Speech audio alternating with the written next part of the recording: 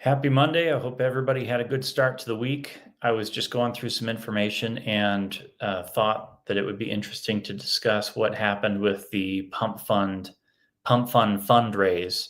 If you remember, they recently had an ICO where they raised approximately $1.32 billion. The initial ICO sold out in about 12 minutes. Some of you who follow me on X remember me posting about that. I think it was something like $600 million of the offering was sold out in the first 12 minutes. Initially, I predicted that they would probably lose money within the first couple of weeks that offering was bought up. And I want to tell you why, and I want to tell you some of the backstory.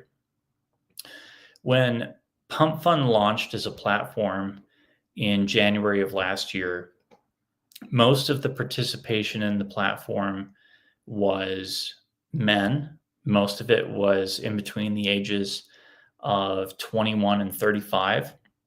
In fact, I think the stat was something like 74% of their users were in that age group. The average wallet size on that platform, I think, was somewhere in between $300 and $350 on any given day. And the average number of users that were active at any given time on the platform by September of 2024, I think, was around 50,000 users.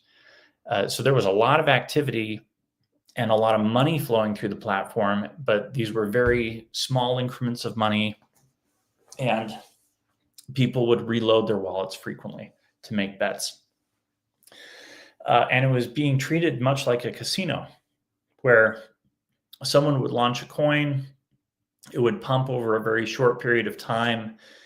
People in that demographic would get excited about it, pump the coin up, it would sell off, and then that group of people would move on to whatever was next and whatever was hottest. And if you've ever taken a look at the platform and how it's organized, it feels very counterculture. It's designed in such a way to grab your attention in a way that makes you feel like you're part of something that's a little bit underground. It's not designed to be completely pretty. It's designed to look a little bit haphazard and to kind of constantly be changing your visuals and to keep you clicking buttons, a little bit like a casino or a slot machine. And in my opinion, based on the way it's designed, it's a little bit predatory. And it's hard if you have never seen something like that before, or if you lack emotional discipline or button clicking discipline. If you're thrown into that situation with disposable funds, you can see how, with an extra $300 to $500 in your pocket, how easy it would be to click buttons and throw your money away on a platform like that. That happened through all of 2024. And I think by March of 2025, Pump.fun had done like something ridiculous, like $800 million in revenue over a year and 3 months. So tons of revenue in a very short period of time.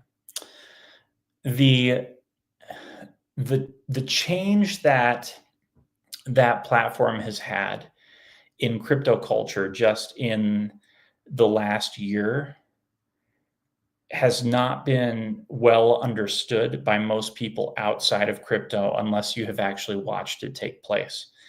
And for those people that have been watching, what it will allow people to do if they use the technology correctly is it will allow entrepreneurs and people who have a need to raise capital moving forward the ability to launch their own coins in a way that's much less expensive, and also create community around coins and concepts that will create its own little ecosystem. That's one thing that the Pump.fun platform allowed people to do well. They basically made it easier for the average user to write their own coin into existence, their own meme coin into existence. But the platform wasn't very pretty. There's so much revenue being created by that platform and by that concept that it's very likely that we will see that same model be used in other places around the industry and improved upon in ways that entrepreneurs can apply it to their own industries, much like what I've done with CVRE and what we've seen other tokens do on Pulse Chain that are using it for specific purposes around a community concept. The Pump.fun offering, when they raised $1.3 billion in something like 30 or 40 minutes, that would have been a top signal had it occurred 4 months later or 5 months later because of the amount of capital that was thrown at it. Right now, all of that money is sitting at something like a 32 or 33% loss. They're actually offside in that money, which is crazy to think about. And insiders were selling while that money was being thrown at the offering, which is also crazy to think about. Crypto really is the Wild West, and it is moving so fast and so aggressively that in order to navigate what's going on, but I feel like I'm watching really closely what's going on, and I am constantly having to ask people questions all day long. I am online with people asking people questions about what they're seeing, if my perception on things is correct. I'm asking software experts what they think. I'm asking technical experts if the path of what I think should happen is the correct path of what should happen. And there are some really smart people in this space who study it all day long, who have groups of experts around them who are still studying and still studying. And there's nowhere where you can like get a book that's current and know what's going on here because it's moving so fast.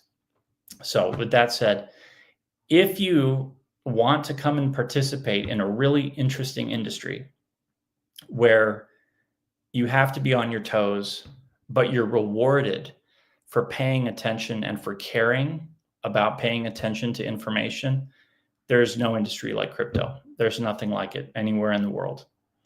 Tons of information, tons of data points all the time, and really, really interesting characters everywhere you look. And opportunity everywhere you look all the time. First movers advantages everywhere you look. And there's good people too. Good people, some villains, but mostly good people. Anyway, I figured I'd share just some information about that Pump.fun raise because I think it's really fascinating. That company is less than 2 years old. Less than 2 years old. $1 billion raise, less than 2 years old. That's how fast this industry is moving. Unbelievable. Okay, have a good night. We'll talk to you later.